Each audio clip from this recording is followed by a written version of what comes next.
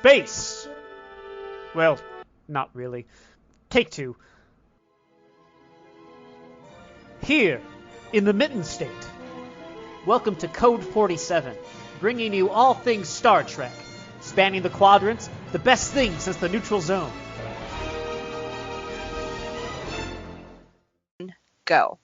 All righty, right back again. You are on the Code 47 podcast on the Secret Friends Unite podcasting network.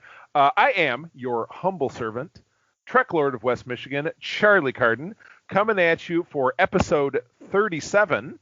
37. With we were just talking about Kevin Smith before we got started. With my esteemed co-hosts, cohorts, partners in crime, that would be Aaron and Rich. Guys, how are we doing? I thought we were raring. Yeah, I thought we were going with raring. Raring. I'm sorry, it's raring. Are we raring to go? I had to put that in the notes because I'll never remember. So are we raring? We are raring. We just told you who we were. Yeah. Raring. That sounds like it's mispronounced in that Delco. That sounds like it's something you hear down in Delco, right? Right, Rich? Oh my God. Well, my sister-in-law lives down that way, and when she first started living in they live in Wilmington, but when they lived there before, they lived in Delco. They were in Strathmore or Swarthmore, one of those burgs that's just south of Philly. And even a bunch of places I've never heard of. Exactly. Because no one lives there. She said people would jump to call her name is Erin, spelled just the same as yours is, Erin, but people call her Aaron. So I think that the rarin is it's very apropos, I think. When I was a kid, I had this relative that called me Aowan. That sounds very Vulcan, doesn't it? They turned it into like 3 syllables somehow. Nice. Oh, creepy, weird. Anyway, episode 37. We're taking a break from talking about episodes because we had some new content drop on Paramount Plus within the last couple of weeks, and it's a documentary. Is this the first documentary we're talking about? Because it is. This is a beautiful documentary. We couldn't have picked a better one. And I know they have that Spock documentary out there, but this one's so much better. No offense to that. You know what? It's maybe someday, maybe we'll start to sprinkle in documentaries maybe once a quarter. You know, we'll hit the Spock one and the DS9 one. The Voyager one will come out eventually, and that'll be great. And then we're gonna all watch the crowd-funded series that they did that was awful. Oh God. Oh boy, I just can't wait. Things are great when it's crowd-funded. But anyway, Paramount Plus now has a great documentary called, and there's a Facebook page for it as well if you want to read more about it, Women in Motion. It's actually called Woman in Motion. You have this spelled wrong everywhere. It's about one singular woman who the documentary is about. So let me change those E's to A's. I'm just a lying piece of where. Well, I only see that I have it in there once, so I think you're dramatizing a little bit, maybe just a little. Okay, we'll go with that. Fine. Very good. But yes, Woman in Motion is the extraordinary true story of what happened to Nichelle Nichols, Star Trek's Lieutenant Uhura, when Nichelle Nichols, asked NASA, "Where are my people?" Did I say NASA? Oh, you did, NASA. I haven't had that much to drink. NASA, where are my people? The story of how Nichelle Nichols. I think she just said, "Where are my people?" Yeah. What did I say? You said it with like an affectation. Where are my people? I'll try to say it as straight. Yeah, like a robot. Where are my people?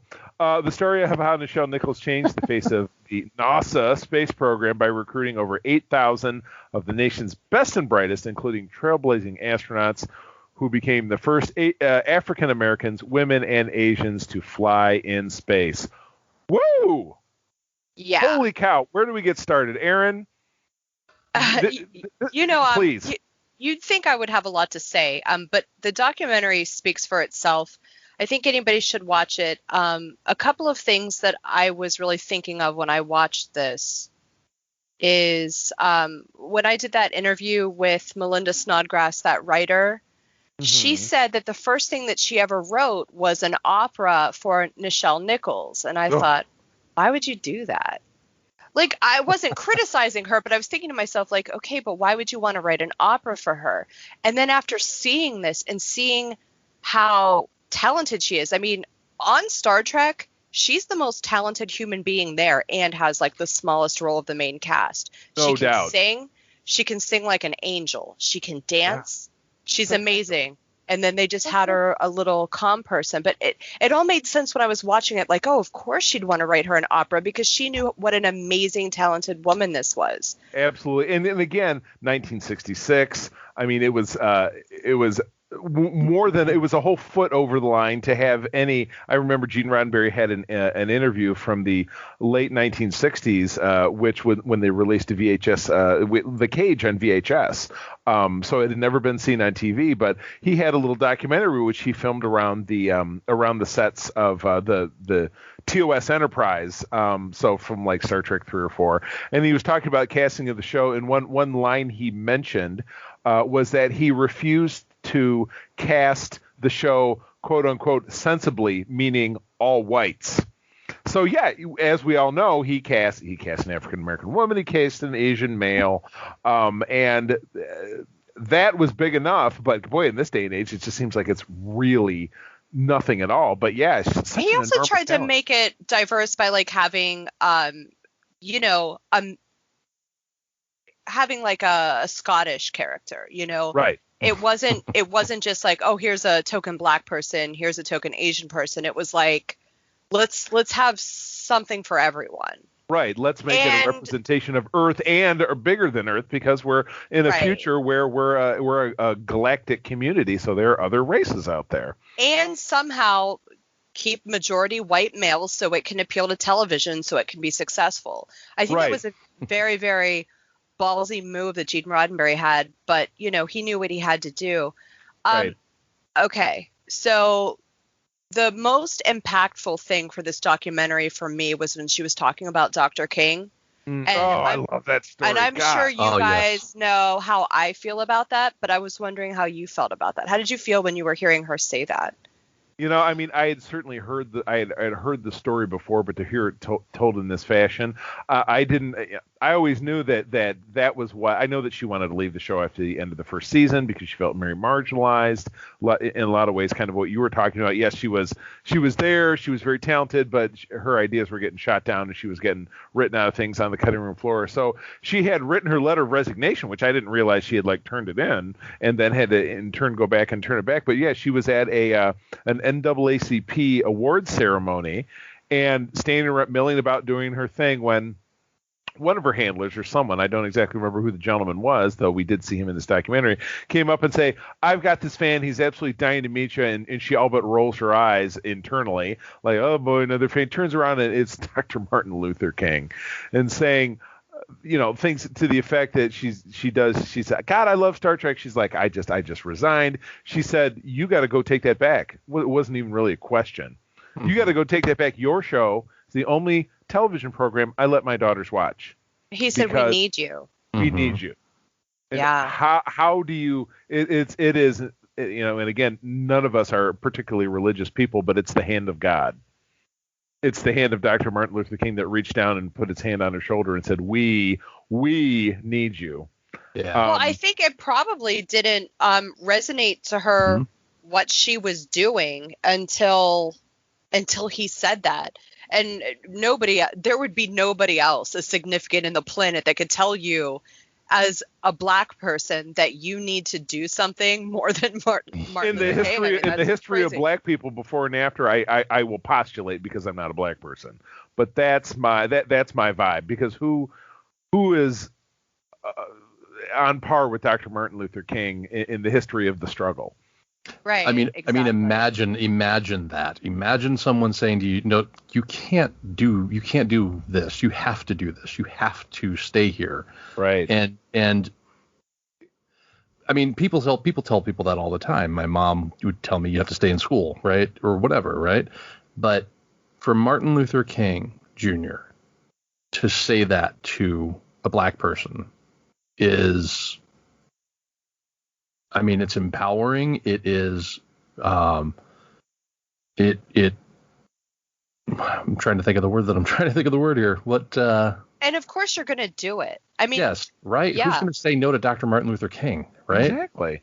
Yeah, because she probably saw it as like a small acting role that wasn't living up to her talents because, like I said before, she was the most talented person on that show all around. She was the best actor. She was the best dancer. She was the best singer. And she was underutilized. They barely utilized her at all. Right. So for her to feel like she was very, very small to she's a very, very big part of something, I mean, that's incredible. And has to be what fuels what she does next with the space program. Right, exactly. So you never really know how what you do, and this is just true of life of all of us. You never, like with children, we all have children, right? You never really know what you say or how you do is going to touch the influence of somebody's world. And even if it's with not even your kids, but I've done a lot of charity work in my time doing the cosplay stuff, and I have friends with small kids that I spend time with them, and you never really know how something you're going to say or do is going to inspire somebody to rise above or look at things differently. So children in particular are always watching, which is terrifying with as much as I'm sure we all screw up with our own kids. but it's a good perspective, right? Yeah, totally. Definitely. I have something that I wanted to talk about when we're seeing the footage, the older footage of Nichelle talking about the Women in Motion program. She's sitting there with a model of the space shuttle and a model of the Enterprise. Oh. Yeah. And the model of the Enterprise has the nacelles on backwards. What? How is that even possible? Ass backwards BS is that? Well, obviously it was a kid that was like, oh, we got to build some set pieces for Nichelle Nichols being on. So I'm going to go down to Walmart and I'm going to pick up this AMT Enterprise kit. And I guess I'm going to throw the box away, and I'm going to tear up the instructions, and I'm just going to wing it. I'm going to wing it. Who's going to know? It'll kind of look like the Enterprise. It should be just fine. And you'll have fun doing it. Yeah. Right. Definitely. Right, exactly. So yeah, but that was one that Richie, I think you watched this before, at least before I did, and you dropped that picture on our group chat, and I was like, oh, what the fuck? This is not correct. But they meant well. The second really impactful moment for me was when she was talking about how she got motivated to do this with the scientist at the convention, and him crushing on her big time. Meanwhile, she was like in awe of, him and his brilliance, and somebody from NASA actually wants to meet me and talk to me. That was like the second part of the catalyst to like set this all into motion. It was very, very cool to hear it from her perspective, talking about her legs and, how beautiful he thought she was. If it was a Hollywood script, they would have been married. If this was a Hollywood script, that's how this would have. I was trying to figure out if they did end up getting married. Just the kind of way they set it up. So it's crazy. So it's the early 1970s. Star Trek has ended. The delightful Star Trek, the animated series, has ended. We're years before the Star Trek film franchise. So, and this is what Nichelle starts doing, is she does it kind of throughout the late 1970s and into the 1980s. So, she ushers the careers of people like Sally Ride, who was the first woman in space, if I'm not mistaken. Well, they said her campaigning only lasted 4 months. Yeah. Right, exactly. And I don't have the numbers in front of me, but yeah, it was something staggering that there were 100 female recruits before her program, and 8 of them were minorities, and it went from 8,000 to something like 2,500 were women and minorities. So it's just staggering. Yeah, and it was this huge multimedia campaign, which is hilarious back in those days. Multimedia I was in the newspaper, the radio, and TV. Ooh, multimedia, which I chuckle because I as a student I came up in that world, and I was a journalist when I was in school, and I sold newspaper advertising for years. But it's funny that I heard it on the AM radio as I'm driving to the Piggly Wiggly or whatever. Or I saw a TV commercial, during the 6:30 news, and it worked. It worked, which just showed what a hunger, what a talent pool, untapped talent pool existed out there of brilliant minds that Well, it was also interesting voice. when she was saying NASA wanted these minorities, but the impression that the minorities have it's a government program and they don't want to hire minorities, but NASA is run by scientists who did want them.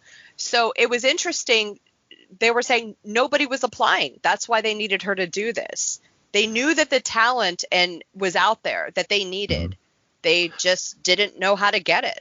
Yeah, I It says really a love. lot about racism. Yes, absolutely. I loved that there were the astronauts that were rejected or they weren't allowed to apply because they were in the military, but they could apply as civilians, and they never thought of it. And then there was I can't remember which astronaut it was, but he was talking about how his commanding officer came to him and said, "Why did you apply to this as a civilian?" And he said, "Because I knew that I would never get in as an officer," which again says a lot about the racist power structure, even in the military, Well, Right. and to be quite frank with you, it's still not that much better considering how much time has lapsed between then and now. Okay. There isn't enough. We don't have enough black senators. We don't have enough. Maybe the military's slightly better now. I know that they're treated a lot better, but like people that are in politics, in the government, at the forefront, there aren't that many of them. And the ones that are there are like browbeaten. I mean, Right, for yeah, Christ's sake, we've think had about one black president, Think zero about female presidents. Yep. Think about the midterms a couple of years ago when AOC was elected, and there was a Muslim senator or congressperson that came from Dearborn, Michigan, which is the biggest Muslim population outside of the Middle East in this country, here in my state. And think about how all the cranky old white men led by Trump, just endlessly droned on about it. You know what I mean? But for every cranky old white guy who passes out of power by dying, they serve to then be replaced by the Stacey Abrams and by the AOC and by new voices and minorities and the thing that make this country great. Wow, we are really monologuing on this sucker here, but we're not wrong. But we're not wrong. We're not wrong. Everybody can know where we stand. One of the things that I have a big issue with when it comes to like Star Trek fandom that I've come to learn with the North Americans in the United States, not the ones in Canada, are they're extremely white and they're extremely conservative and they're mostly men. Which is bizarre. And very old. bizarre. And Yeah, I watched the original series and blah, blah, blah, blah. You watched the original series, which was packed with minorities, and you hate minorities. Why did you enjoy the original series? Yeah, Okay. it's super frustrating. Yeah, exactly. So but at any rate, yeah, we to see what she did and then to watch the way this ended. I mean, it was funny. There was this ended with the capper of this was the Challenger disaster in January of 1986, which I was 9 years old, almost 10, and it's one of those. What's the first disaster that you remember hearing about the news, or was a post that someone or somebody did? Like, what was the first news event that you remember as a child? And I was tagged on it because my father, who's in his 70s, posted the Kennedy assassination, where my dad would have been 13 years old, maybe. If I'm doing the math right, 12 or 13. And mine was Challenger because I remember I went to an elementary school in a rural area outside of Grand Rapids, and it was gym class, and I don't know if you guys experienced this when you were going to gym in the 80s, but we did square dancing. So no. it was I guess that's a Michigan thing. It was square dancing, and we were square dancing, and the Challenger disaster happened, and the TV got rolled in, and it was I didn't experience that again until 9/11, because I was at work. It was like you remember where you were, that Tuesday. I think it was Monday or Tuesday morning, 9/11. But I was really, really touched by this in the documentary when she talks about it. It's painful to watch, though. Well, I think what she said that meant a lot to me was when she started to break down and like, Michelle, we can stop. We don't have to talk about this. And she said, I owe it to her. Yeah. She feels partially responsible for that woman. And that's terrible. It's a terrible thing for her to have to carry with her. Yeah. I'd have to agree with that. Did the Challenger have an effect on you, Aaron, when you were a kid? Do you remember it vividly or anything? I mean, I'm a little bit younger than you guys, so not really. I mean, I was born in 1981, so probably not as much. I mean, I knew about it, but Sure. I wasn't old enough to really comprehend it. Yeah, that makes sense. I was in 6th grade, and I want to say I was in science class, and they like you, Charlie, they rolled the TV in and they put it on the news, and we got to watch it. This was on an airbase too, so. Right. Yeah. It affected my mom pretty bad because she was a school teacher. Mm-hmm. So I remember her talking to me about it because of how it made her felt because of the whole like civilian thing, school teacher. Yeah. Yeah. But that's my only memory of it is my mom's reaction. Right. So, I wanted to go back real quick to something that you were saying, Charlie, that we were kind of monologuing on the racist structure, power structure in the country and everything. But I think it's important that we did talk about that, because that's really kind of what this is about, right? This is about getting other people of other minorities or other people in the minority groups involved in NASA as a whole. And you really did see a lot of the glaring racism. It's also important for us to talk about it because what we need white people, and the three of us are white for the most part. I'm not going to get into why I said the most part, but white people need to acknowledge that this is stuff that goes on and that they understand it and on a fundamental level. Yep. And we don't get that. Mm-hmm. Totally. So yeah, I'm really glad that we did bring it up, even though it might be controversial. I made air quotes when I said that. But. Yes, I love making it. See, this is what's going to be different when we like the other shows in the SFU network are going to be going to video. You're going to be seeing us on YouTube, so we're going to have to clean up our act. We might have to brush your hair, wash your ass, stop picking your nose. So that's I'm just talking about myself. I always look nice. I believe it. I absolutely believe it. So I'm always ready. Guys, any closing thoughts before we move on to the news? I said everything I needed to say, but I feel like I really monopolized a lot of that conversation. So if you guys have anything, I mean, please, I'd love to hear. Well, hell, Aaron, you're a woman, so you should be driving the boat on this because you have that perspective that two old honky men like me and Rich are just not going to have. So we're very grateful. I am not that old. We did get a little bit political on this, but the one thing that we didn't say about her being a woman, we've touched on the race issue a lot, but not the female issue. And that is a big part of why her Star Trek roles were so small, because she's female. She needs to look nice and not say a lot because nobody wants to listen to her. And it's the same thing now with gender wage gaps. We still have a very, very long way to go, but it's wonderful that there are people out there like Nichelle Nichols that are trying to make a difference and trying to make things right. Absolutely. There, what you mentioned that, and there's actually, she relayed a story of a producer on Star Trek telling her, hey, we're going to cut this part, but it has nothing to do with you. And she said, you're not me. It has everything to do with me. Exactly. Right. So many people don't understand that in such a grand scale in this country alone. And it's painful. It's painful to see that so many people are just that, I don't know if it's willfully, but so ignorant of that fact. I know it. Well, I'd love to talk to anyone that feels that way. I would love to watch you do that. Friends, you can hit us up at Secret Friends U on Twitter. I would imagine. Post it on the Secret Friends Unite Facebook page. I like to talk to people on there and then get them blocked. So by all means, let's have it. Which I think you've done at least twice. So it's been twice. Anyway, so this was spectacular. Everybody, it is available on Paramount Plus, which you very likely have anyway if you are watching the newer Star Trek programs. If you are, in the United States. So I guess I don't necessarily know where it's distributed on the international basis, but I'm just kind of thinking of the U.S.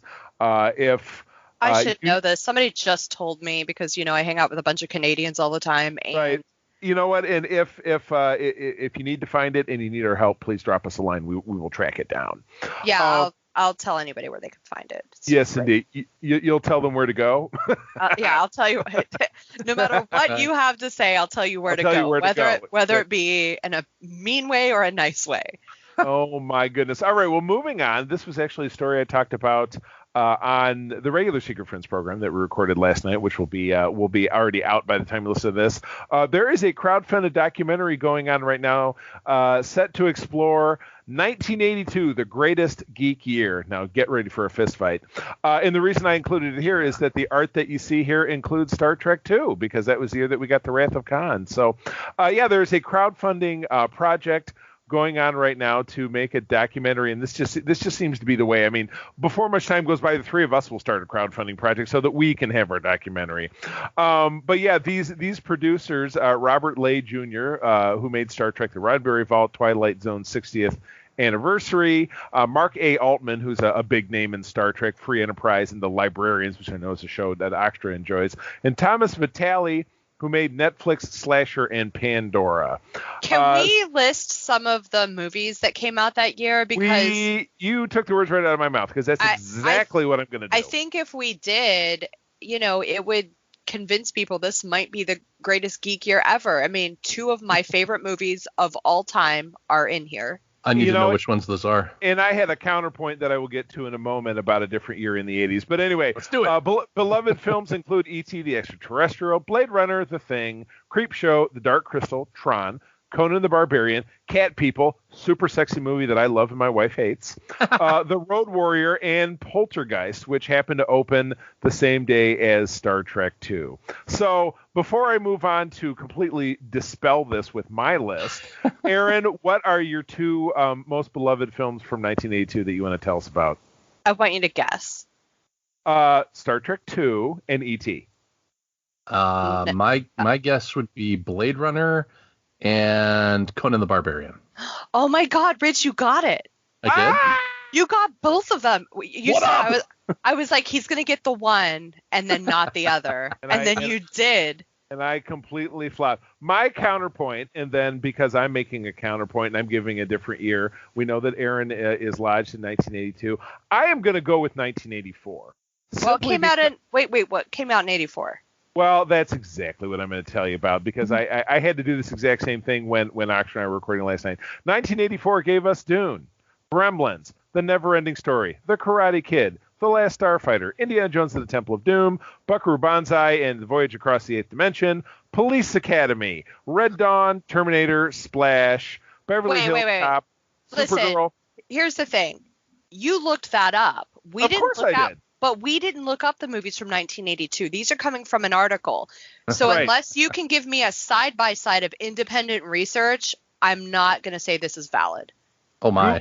Google is the most independent research that exists. Then Google movies of 1982. We might have some hidden treasures that aren't on here. Because if we're going by this versus what you just said, that's going to win out. Okay, so and when I bring this up, it has a lot of the same shit. So you had Dark Crystal, Thing, Poltergeist, Blade Fast Runner, Times at Ridgemont Tron, Diner, which is a great flick that I like, The Beastmaster. There's Star Trek II, Fast Times, Annie, which is another movie, Creepshow, Sophie's Choice. Oh my God, I love that movie, Annie. Rambo, the first Rambo out. Tomorrow. Officer Gentleman, Reach 2. I mean, we're getting into the weeds here. Airplane 2. Airplane 2? Tootsie. Exactly. 48 Hours. I mean, so like I said, we start to wax and wane the further I go down the list. But I'm really excited about Blade Runner, Conan the Barbarian, and Road Warrior being on here. However, you're right. That was a better year for movies. Thank you, Rich. What is your esteem for the best year for films? God, I'd have to do my research. I want to say. You! No research. Sorry. No, Rich, but based on like those 2 years, 82 and 84, with the movies he's just listed, which year is better? God. I would have to go with I mean, 82 has some gems. I mean, Blade Runner is one of my all-time favorite films. Yeah, it's like one of mine. It's like in my top 3. However, I'm saying as a body of work, 84 wins, even though my favorite movie is on here, and I love 3 of these so much. I like all these movies except E.T. That movie sucks. So in some ways, you're saying that it's not a quantity versus quality. It's a body of work. Because there's a lot of quality, but there's a lot of quality within the quantity of what's in 1984, which wins out. 84 is going to win out definitely because of how Dune. I mean, everything you said is pretty much a hit except one. This has some real turds in here. Okay. Yeah, it is. It is more of an 82 turd sandwich. I'll give you that. Which I would love. I wish I could name this episode that, but I can't. Out of respect for Nichelle Nichols, I cannot name this episode 1982 turd sandwich. But it will be that in my heart. Sorry, Nichelle. Yeah. I love you. So, okay. Wait, any other 84 also had Beverly Hills Cop. Don't forget. Did you mention that one? Okay. All right. I did. That was a good one. I like Beverly Hills Cop. Any other thoughts about this before we move on to our final story? Nichelle Nichols is our queen. She's the queen of Star Trek, and she is royalty.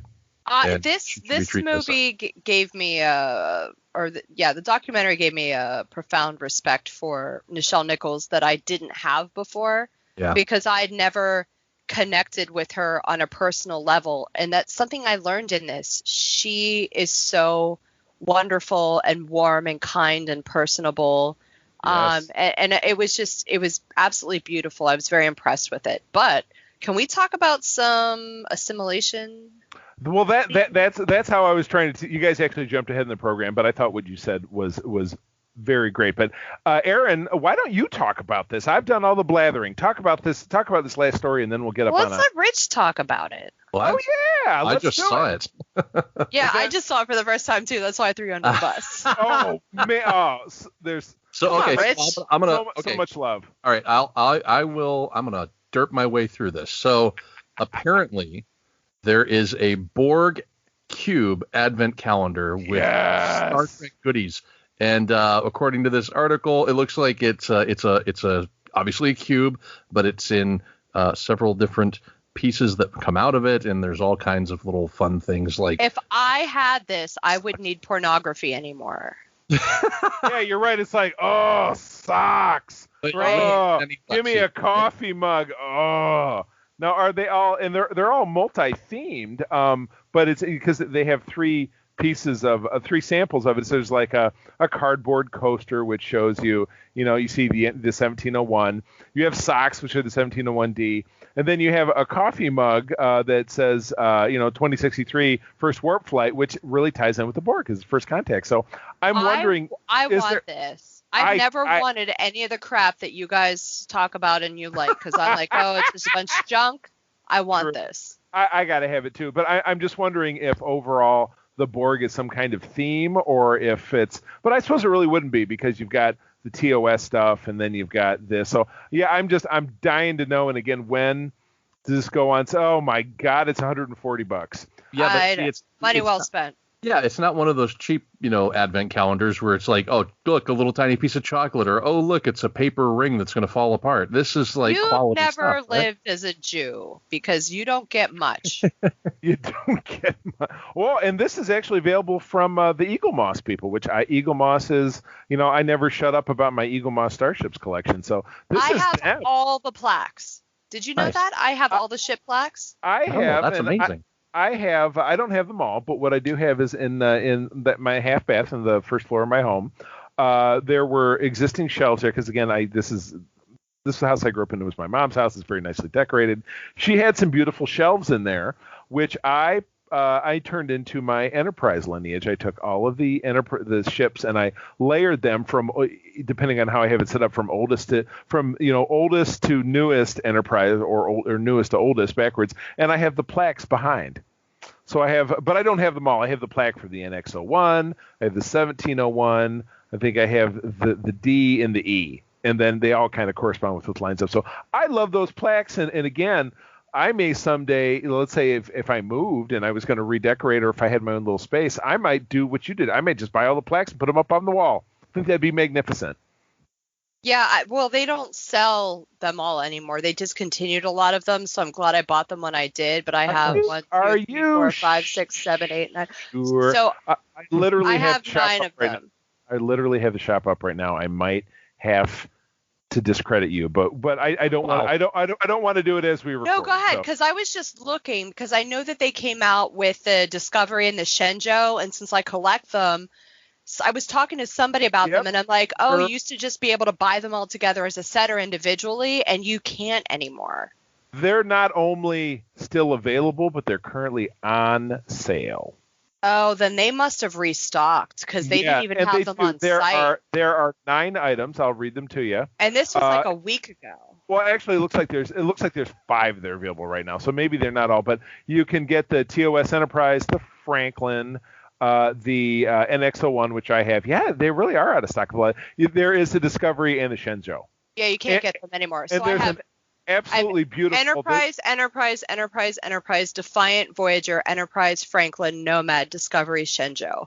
Wow, and the Nomad is, of course, the club you belong to. So that's it was custom. But there also is a beautiful Colonial Seal from Battlestar Galactica, of which I'm a massive fan. So yeah, I love Hero Collector Eagle Moss because they have a lot of Battlestar Galactica stuff. So anyway, this has turned into a product rumble hell for Eagle Moss. But if you would like, I think Rich, let's make sure we put a link in the show notes to this product because I may have to save up my nickels and dimes to get me this one because they're going to get some good swagging in there. So. But yeah, that actually takes us to the end of the program. So this has been fun. Again, we veered away from talking about episodes this week. Next week, Rich and I are doing this just absolutely amazing interview that he and I did with the Tipton brothers from IDW Comics. They write Star Trek comics. After that, we will get the week after that we talk about Star Trek Generation. So we're back to talking about a show or a movie. So I'm gonna skip out next week, guys, because I don't care. You're not into the comic book. I'm not a comic book person. And then we won't drag you back for Star Trek the Animated Series, but we do have an agreement that you got to do the Lower Deck stuff with us. You got toughed out. Listen, I'm almost done with the Lower Decks, and I hate it, but I'm doing it. You know what? But that's a true devotion to the craft. I appreciate that. So with that being said, Aaron, take us out. Oh, I'm doing this. I closed the page. Okay, sorry, Rich, take us out. I got to back up. For more information about Starfleet International and Michigan and beyond, please visit Graham Petoskey and Nomad on Facebook. The Code 47 podcast is part of the Secret Friends Unite network and is produced by Todd Oxtra. Oh, yeah. Friends, as always, thank you for joining us. Of course, we are part of the Great Secret Friends Unite Network, as Aaron has said. You are listening to the Code 47 podcast. We also have a great show about Star Wars called the Holocron Chronicles Co-op Mode. Talks about video games, and every Friday since 2014, Secret Friends Unite is talking about geek culture in general, your guide to the geek side. All of our content can be found on our brand spanking new website, secretfriendsunite.com. Original content, future up and coming content, and all of our podcasts can be found over there. So leap over and give that bad boy a bookmark because you're going to want to keep your eye on it. You can find us on Twitter at SecretFriendsU. Drop us a line. Let us know if you have a question, and we will do the best that we can to help you out. Please buy our awesome stuff on our Secret Friends Unite store on TeePublic. Just today, Rich got himself some SFU swag because they have a great sale going on. They have sales about twice a month.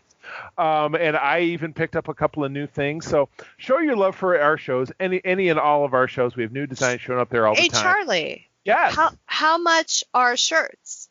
Shirts are as little as $13. And oh, my gosh. And they're usually 20? And they're usually 20. That's 35% off. I have to get on there. To get on there. That's so good.